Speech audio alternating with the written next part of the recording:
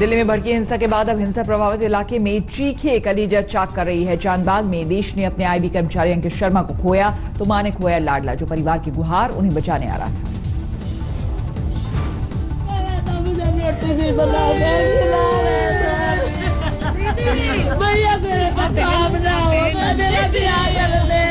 सरकार और प्रशासन भले कह रहा हो कि दिल्ली में अब सब और शांति है, लेकिन दंगे जैसी हिंसा का दंश क्या होता है वो एक बदहवास मां की हालत बयां कर रही है। अंकित की मां आज तक के रिपोर्टर से बात करते वक्त बाहर की भीड़ देखकर फिर हिंसा की आशंका से चौंक पड़ी, चेहरे पर दिखी दहशत। मारे, अरे भैया मेरे, मारे, अरे भैया मेरे, क्या हुआ? क्या बात है? सब कंट्रोल में। मैं क्या कर दिया, मेरा बच्चा खुआ दिया, क्या कर रहा? दिल्ली के चांदबाग में नाले से आईबी कर्मचारी अंकित शर्मा का शव बरामद, हिंसा में मौत की आशंका। वहाँ तक सिर्फ देखने गए थे। हाँ। और वो जब वहाँ तक देखने गए वो खींच के ले गए उन्हें। अंकित के परिजनों का आरोप है कि आम आदमी पार्टी के पार्षद ताहिर हुसैन के इशारे पर की गई अंकित की हत्या। आज तक से बातचीत में ताहिर हुसैन ने आरोपों को किया खारिज। ताहिर के मुताबिक हिंसा के दौरान वो चांदबाग स्थित घर पर नहीं थे मौजूद।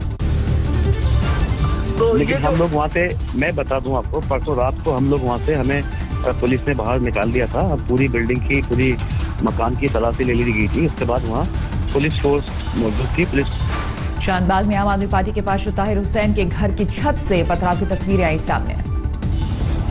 ताहिर हुसैन के घर की छत पर जमा उपद्रवी पेट्रोल बम तक फेंकते आए नजर।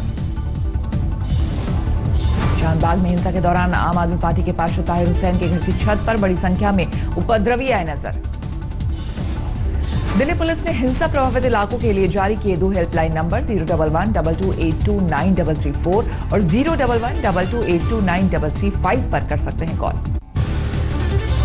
दिल्ली में भड़की हिंसा पर हाईकोर्ट ने दिल्ली पुलिस को जारी किया नोटिस, दोषियों पर एफआईआर दर्ज करने के आदेश। जस्टिस एस मुरलीधर और जस्टिस अनूप बहमानी की पीठ को स्पेशल कमिश्नर प्रवीर रंजन ने दिया भरोसा, आज पुलिस कमिश्नर के साथ करेंगे बैठक। स्पेशल कमिश्नर हिंसा से जुड़ी वीडियो फुटेज की खुद देखेंगे, एफआईआर दर्ज करने पर करेंगे फैसला। हाईकोर्ट ने दिल्ली पुलिस को नेताओं के भड़काऊ बयानों की जांच का दिया आदेश, आज 2 बजे के बाद पुलिस के जवाब पर सुनवाई। हाईकोर्ट में आज बीजेपी के 3 नेताओं कपिल मिश्रा, अनुराग ठाकुर और परवेश वर्मा के भड़काऊ बयान के मुद्दे पर सुनवाई। चीफ जस्टिस डीएन पटेल की अध्यक्षता वाली बेंच करेगी सुनवाई। हाईकोर्ट ने केंद्र सरकार की याचिका से जुड़े लोगों को भी जारी किया नोटिस। दिल्ली हिंसा में अब तक 27 लोगों की गई जान, 25 घायलों ने जीटीबी और 2 घायलों ने एलएनजेपी अस्पताल में तोड़ा दम। दिल्ली हिंसा में अब तक 189 लोगों के घायल होने की खबर, 46 लोगों को लगी है गोली। तमाम लोग पथराव से हुए घायल, कुछ उपद्रवियों से बचने के लिए छतों से कूदकर हुए चोटिल। दिल्ली हिंसा को लेकर 18 एफआईआर दर्ज, कुल 106 लोगों की हुई गिरफ्तारी। दिल्ली पुलिस के मुताबिक कल हिंसा की कोई वारदात नहीं हुई। चांदबाग इलाके में भारी सुरक्षा बल की तैनाती, किसी को भी घर से बाहर निकलने की छूट नहीं।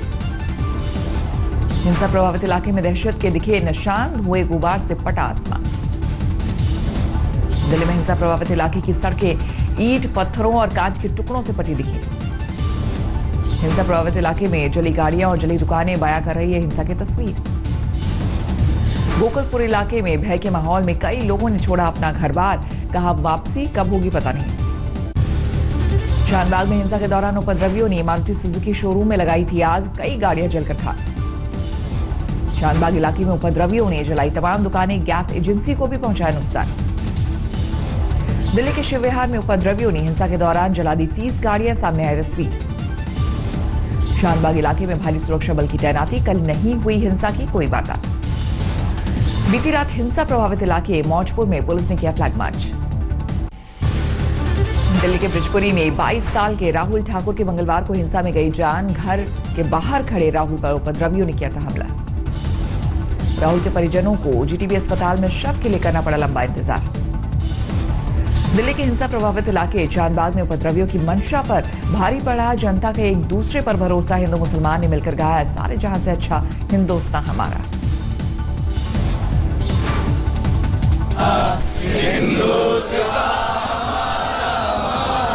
सारे जहां से अच्छा चांदबाग में मुसलमानों ने किया गायत्री मंत्र का पाठ।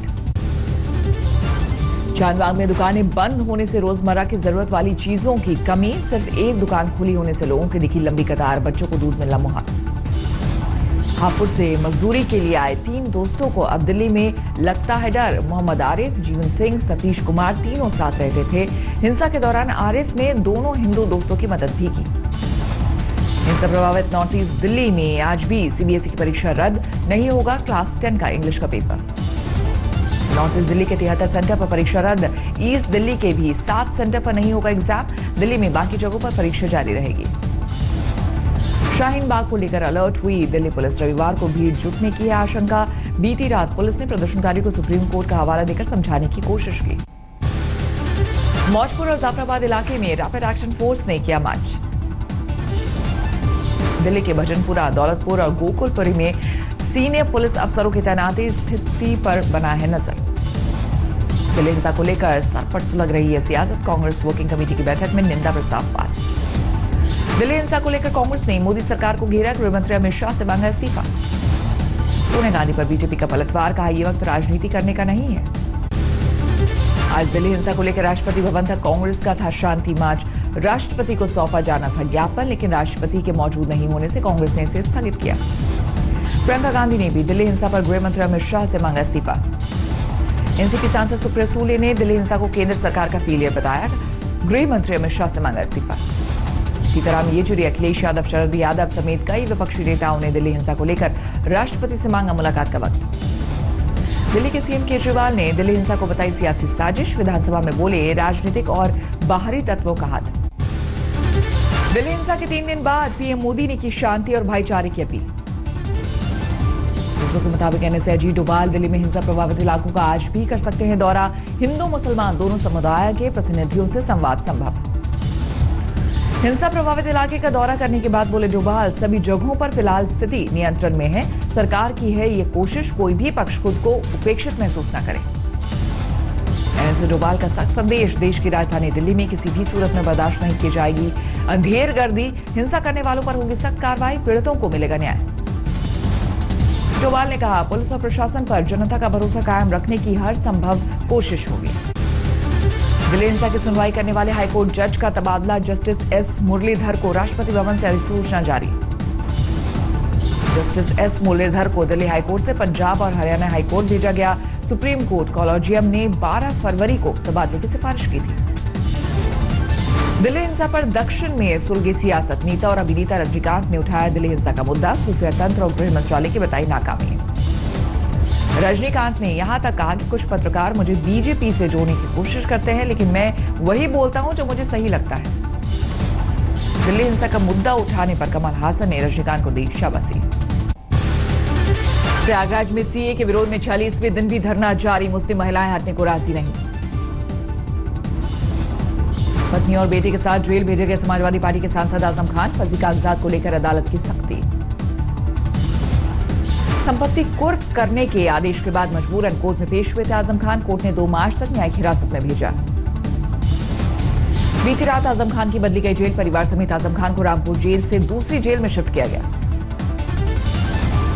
दिल्ली में दुकानदारों के बीच पटना में घूमते नजर आए तेज प्रताप यादव, कहीं पी लस्सी तो कहीं फल सब्जी का लिया मोल तोल। दुकानदारों को दिया भरोसा, कहा मेरी सरकार बनी तो एसी दुकान में बेचना फल सब्जी।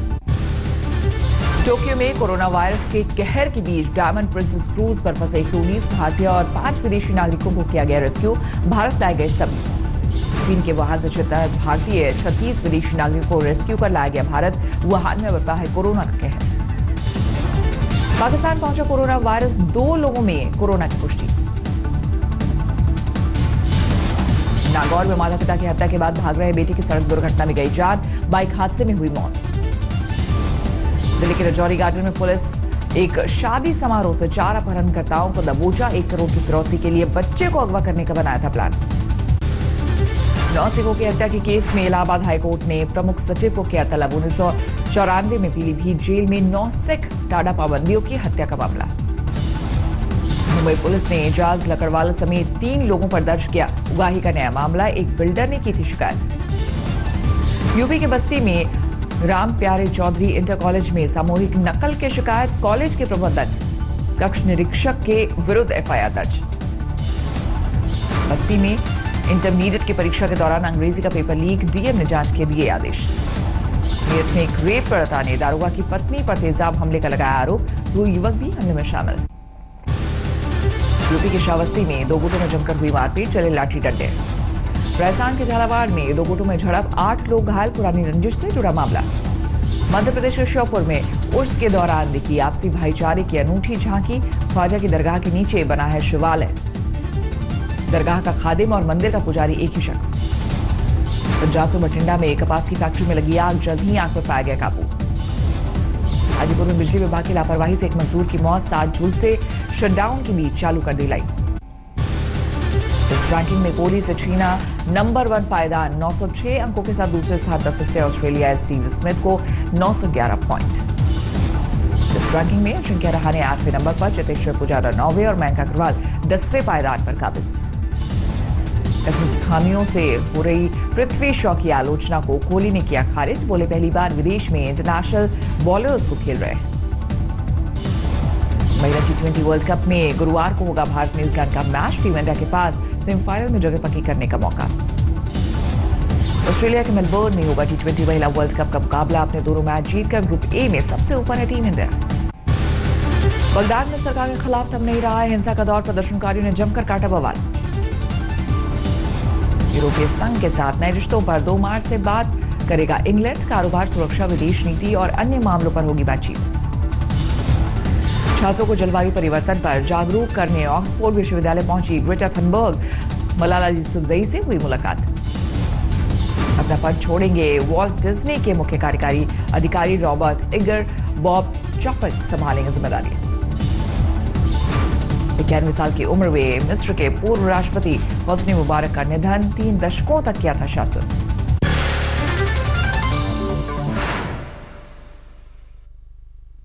नमस्कार, मैं हूं अंजना ओम कश्यप। हमें उम्मीद है ये वीडियो आपको पसंद आया होगा।